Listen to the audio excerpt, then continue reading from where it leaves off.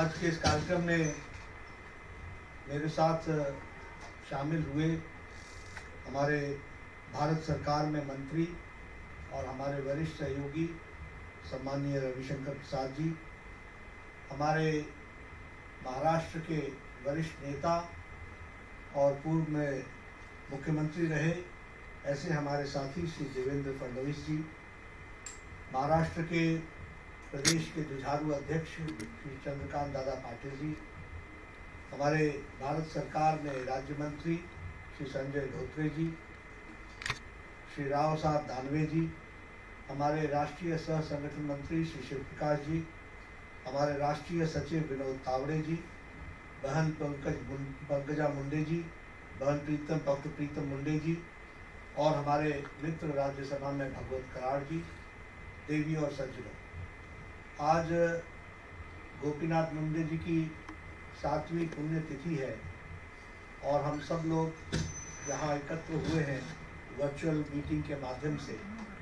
और स्थान स्थान पर मैं देख रहा हूँ कि उनको मानने वाले, उनसे प्रेरणा लेने वाले हमारे साथी आज सब एकत्र हुए हैं। हमें आज डॉक्टर प्रीतम मुंडे जी का, पंकजा जी का, चंद्रकांत दादा पाटिल जी का, धोत्रे जी का, रविशंकर प्रसाद जी का और देवेंद्र फडणवीस जी का हमको वक्तव्य सुनने का मौका मिला हम सबको। और हम सबके ध्यान में आया कि किस तरीके के एक लोक नेता, लोक नायक, इस तरीके से वो लोगों से जुड़े हुए हमारे नेता थे। आज के दिन भारत सरकार ने, पोस्टल डिपार्टमेंट ने जो स्पेशल कवर निकाला है, उसके लिए मैं रविशंकर जी और उनकी टीम को बधाई भी देता हूँ, साधुवाद भी देता हूँ कि उन्होंने इस काम को पूरा किया है। और मुझे पूरा विश्वास है कि मुंडे जी की जीवनी और उनके बारे में जानकारियाँ ज़्यादा से ज़्यादा लोगों को इसके माध्यम से पता चलेंगी और घर घर तक वो पहुँचेंगे इस एनवेलप के माध्यम से। इसके लिए जो आपने प्रयास किया है उसके लिए मैं आपको बधाई देता हूँ। मुंडे जी के बारे में बात करें तो जमीन से जुड़े अपार जन समर्थन के धनी और गरीब, किसान, दलित पिछड़ों के राष्ट्रीय फलक पर आवाज बने श्रद्धेय गोपीनाथ मुंडे जी का जीवन संघर्ष और साहस का अद्भुत मिश्रण रहा है। हम जानते हैं कि जनजातीय समाज, अनुसूचित जातियों और किसानों के समान रूप से गोपीनाथ मुंडे जी लोकप्रिय थे। वे राजनेता होने के साथ साथ एक किसान भी थे। वे सच्चे मायनों में बहुजन समाज के नेता थे। मैं बहुजन समाज इसलिए कहता हूं क्योंकि वो सिर्फ पिछड़ों के नेता नहीं थे, वो हर एक समाज के दलित, पिछड़े, वंचित सबकी आवाज बन करके राष्ट्रीय फलक पर ऐसे हमारे गोपीनाथ मुंडे जी बढ़ करके आए थे। श्रद्धेय मुंडे जी की ओजस्वी वक्ता होने के साथ साथ कई विषयों पर प्रखर ज्ञाता भी थे। एक ओर वे संसद में लोगों से मिलते थे, बड़े बड़े प्रतिनिधि मंडल आते थे, 100 के करीब प्रतिनिधि मंडल आते थे किसानों के, उनके साथ वो मिला करते थे, उनको पार्लियामेंट घुमाया करते थे। मुझे याद है कि जब भी मैं पार्लियामेंट में देखता था तो मुंडे जी कभी पार्लियामेंट में घूम रहे होते थे तो अकेले नहीं होते थे, उनके साथ 50-100 कोई ना कोई बहुत बड़ा डेलीगेशन आया है, उनको कोई पार्लियामेंट के दफ्तर दिखा रहे हैं, पार्लियामेंट के अंदर दिखा रहे हैं, कैसे लॉबी की तरफ ले जा रहे हैं, इस तरीके का उनका हमने देखा। और साथ ही साथ हमने यह भी देखा कि उसी समय यदि कोई चीन का प्रतिनिधि मंडल आया, कोई जापान का प्रतिनिधि मंडल आया, तो उसके साथ भी बड़ी सरलता से वो संसद भवन के कार्यालय में उनसे बातें करते थे, मिलते थे। यानी जमीन से जुड़कर दुनिया की किसी भी स्थान के नेता के साथ उनको बात करने के साथ साथ उनके सामने अपने विषय को रखने में कभी भी गोपीनाथ मुंडे जी पीछे नहीं हटते थे। पेड़ के नीचे जिस गोपीनाथ ने कभी शिक्षा पाई, वो भारत के केंद्रीय ग्रामीण विकास मंत्री पद तक पहुंचे, तो इसके पीछे उनकी अपनी मेहनत और लगन का हाथ था। वह नई सोच के धनी थे। अपनी आत्मीयता से हजारों कार्यकर्ताओं के साथ लिए चलना, ऐसा उन्होंने निभाया था। और वो उनके साथ दुख में भी खड़े रहते थे। मैंने देखा है गोपीनाथ जी को, जब भी कोई गरीब, वंचित, पीड़ित किसान या कोई हमारा व्यक्ति आता था तो उसकी पीड़ा में वो अपने आप को शामिल कर लेते थे, उसको जोड़ लेते थे और उसकी पीड़ा का निवारण करने के लिए हर संभव प्रयास करते थे। ये मैंने उनमें एक विशेष प्रतिभा देखी और एक लगन, एक तड़प, एक पीड़ा मन में, एक टीस, इस टीस को पूरा करने के लिए गोपीनाथ मुंडे जी अपना सार्वजनिक जीवन में पूरी ताकत लगाते थे, ऐसा मैंने देखा। मैं ऐसे महान व्यक्तित्व के धनी गोपीनाथ मुंडे को 7वीं पुण्यतिथि पर उनको शत शत नमन करते हुए अपनी विनम्र श्रद्धांजलि अर्पित करता हूँ। मैं श्री गोपीनाथ मुंडे जी के पुण्यतिथि पर भाजपा के करोड़ों कार्यकर्ताओं की तरफ से उन्हें श्रद्धा सुमन अर्पित करता हूँ। करोड़ों कार्यकर्ता आज उनकी तरफ से मैं ज़रूर जहाँ उनके श्रद्धा सुमन अर्पित करता हूँ, वहीं मैं करोड़ों कार्यकर्ताओं को यह भी कहता हूँ कि हम सबको गोपीनाथ मुंडे जी से प्रेरणा लेनी चाहिए। उनके जीवन से हमको बहुत कुछ सीखने को है, बहुत कुछ जानने को है। हर एक विषय के बारे में जानकारी गहराई से लेने की उनकी आदत थी, लेकिन उसके साथ साथ उनकी सरलता उनका आवरण था, उनका आभूषण था। जिस सरलता के साथ वो मिलते थे वह भी हम सबको हमेशा ध्यान में रखना चाहिए। गोपीनाथ मुंडे जी के व्यक्तित्व के कई पहलुओं में से लोग अवगत होंगे, जैसा उनको संवेदनशील व सूझबूझ से भरा स्वभाव, जमीन से जुड़ा व्यक्तित्व, किसी के प्रति लंबे समय तक कोई द्वेष रखना, ये उनकी आदत नहीं थी। अगर कहीं कोई ऊंच नीच हो जाए, कोई बात आ जाए तो उसको वो बहुत देर याद नहीं रखते थे और फिर गले मिल करके आगे बढ़ने की उनकी आदत थी। इस तरीके से गोपीनाथ मुंडे जी को हम सब लोग जानते हैं और हम यह भी जानते हैं, जैसा कि देवेंद्र जी ने बताया, कि उन्होंने संघर्ष, सत्ता से संघर्ष का संदेश दिया, हमेशा संघर्ष की बात की और कार्यालय से निकल करके सड़क पर उतरो, ये संदेश उन्होंने दिया। ये हम सब लोग जानते हैं। यह इस बात को बताता है। और महाराष्ट्र के वो शहर शहर, गांव गांव उन्होंने घूमा था।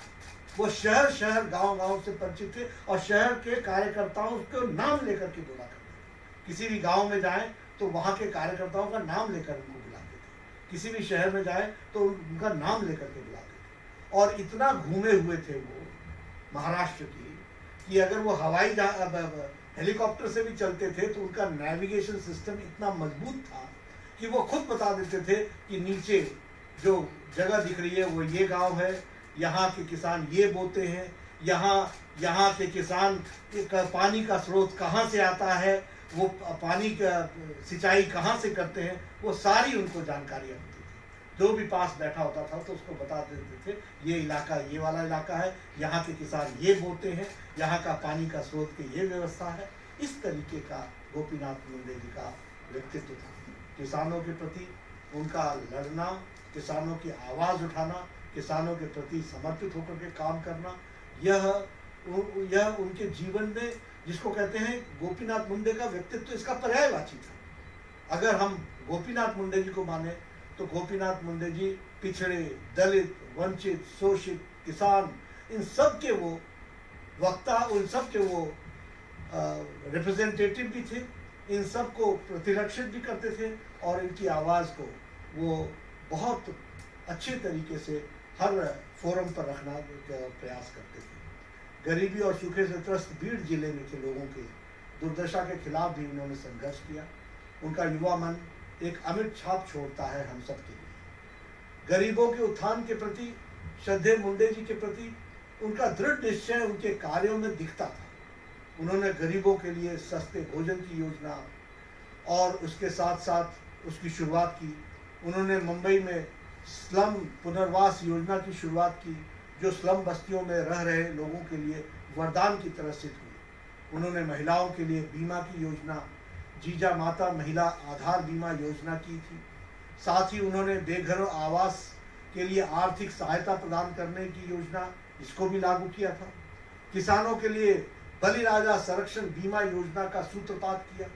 उन्होंने गन्ना तोड़ने वाले कामगारों के हित के लिए कड़ा संघर्ष किया और साथ ही उनके अधिकार उनको मिले, इसके लिए उन्होंने पूरी ताकत लगाई और उसमें उन्होंने सफलता भी पाई। बाद में उन्हीं के द्वारा दिखाए गए रास्ते पर जब महाराष्ट्र में हमारी देवेंद्र फडणवीस जी के नेतृत्व में भारतीय जनता पार्टी की सरकार बनी, तो उन्हें के प्रेरणा से गन्ना तोड़ने वाले कामगारों के लिए अलग से महामंडल बनाया गया और इसके माध्यम से उनकी सेवा की गई। श्रद्धेय गोपीनाथ जी अपनी छोटी सी आयु में ही महाराष्ट्र में भाजपा संगठन की नींव रखी और भाजपा को दलितों, पिछड़ों, गरीबों और मजदूरों तक पहुंचाने का भगीरथ प्रयास किया। उसी के बल पर आज भारतीय जनता पार्टी महाराष्ट्र में सबसे बड़ी पार्टी के रूप में प्रतिष्ठित होती है। जब केंद्र में नरेंद्र मोदी जी की अगुवाई में भाजपा की सरकार बनी, तो गोपीनाथ मुंडे की कार्यकुशलता देखते हुए उन्हें गांव, गरीब, मजदूरों, दलितों और पिछड़ों के उत्थान के लिए ग्रामीण विकास मंत्रालय का प्रभार दिया गया। बहुत कम समय वो इसके यहाँ मंत्री रह सके। हम सब जानते हैं कि ईश्वर ने उनको असामयिक हम सब से छीन लिया, लेकिन उनकी सोच गरीबों के प्रति जो समर्पण था, उसको ध्यान में रख करके हम जानते हैं कि आज मोदी जी ने 7 साल में जो काम किसानों के लिए, दलितों के लिए, गरीबों के लिए, वंचितों के लिए, पीड़ितों के लिए पिछले 7 साल में जो काम किया है, वो सब काम में के दृष्टि को अगर देखेंगे तो कहीं न कहीं जो गोपीनाथ मुंडे जी की इच्छा थी उसको साकार करने में प्रधानमंत्री जी के नेतृत्व में भारतीय जनता पार्टी की सरकार सफल हुई है, यह हम जानते हैं। मित्रों, आज गोपीनाथ जी को हम श्रद्धांजलि तो देंगे ही, श्रद्धा सुमन हम सब दे रहे हैं, लेकिन सही मायने में उनको प्रति श्रद्धा तभी होगी जब हम अपने दैनंदिन जीवन में गरीबों के साथ जुड़े, वंचितों के साथ जुड़े। जिस तरीके से प्रधानमंत्री मोदी जी ने गरीबों के लिए, वंचितों के लिए, पीड़ितों के लिए जो कार्यक्रम लाए हैं, उन सारे कार्यक्रमों को नीचे पहुंचाने में हम पूरा योगदान करें और कोरोना काल में लोगों की सेवा ही संगठन, इसके लिए हम जुटें, तो मुझे लगता है कि यही गोपीनाथ जी को सच्ची श्रद्धांजलि होगी, यही सच्ची श्रद्धांजलि। अगर हमको गोपीनाथ जी से सीखना है तो उनकी सरलता सीखना है, उनका मृदुभाषी होना सीखना है, सबके साथ मिलने की, कभी लगता ही नहीं था कि इतना बड़ा व्यक्तित्व इस तरीके से हम सबसे गले मिलता है, हम सबसे मिलता है। ये सरलता हमको उनसे सीखनी और हमें अपने साथियों के साथ एक सरलतापूर्ण व्यवहार रखना चाहिए। यही व्यवहार अगर हम अपने जीवन में उतारेंगे तो मुझे लगता है कि गोपीनाथ मुंडे जी की हम सच्ची श्रद्धांजलि देंगे। अगर हम गरीब और वंचितों के, पीड़ितों के लिए, पिछड़े वर्ग के लिए पूरी ताकत लगा करके मोदी जी के द्वारा बनाई गई योजनाओं को नीचे तक पहुंचाने का अंतिम व्यक्ति, अंतिम पायदान पर खड़ा व्यक्ति, लास्ट माइल डिलीवरी के लिए अगर हम पूरी ताकत लगाएंगे तो यही सच्ची श्रद्धांजलि होगी गोपीनाथ मुंडे जी की। उनसे जीवन से हम सब लोगों ने प्रेरणा ली है।